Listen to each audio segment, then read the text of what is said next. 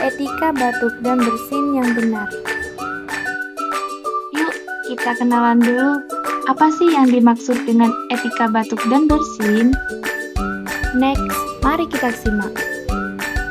Pertama-tama kita memasuki pengertian. Kebersihan nafas atau respiratory hygiene atau biasa disebut dengan etika batuk dan bersin merupakan sebuah tata cara batuk dan bersin yang baik dan benar sehingga bakteri tidak dapat menyebar secara luas di udara dan tidak dapat mengkontaminasi barang maupun benda sekitar dan orang lain.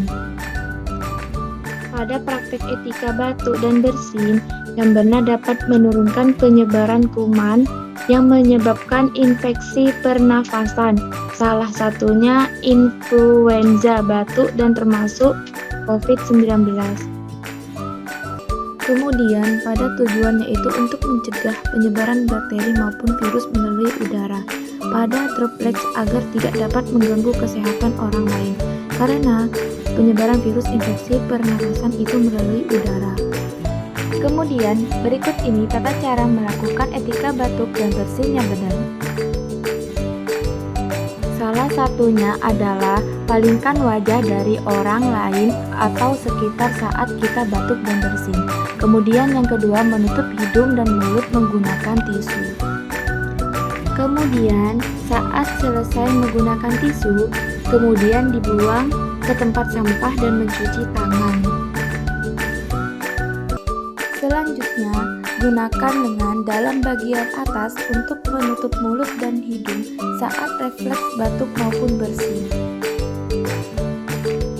Lalu, menggunakan masker dan hindari penggunaan masker secara berulang. Hal itu merupakan cara sederhana dalam etika batuk dan bersin yang benar. Kesimpulannya, yaitu orang dengan gejala sakit saluran pernafasan harus disarankan untuk menerapkan kebersihan nafas atau etika batuk.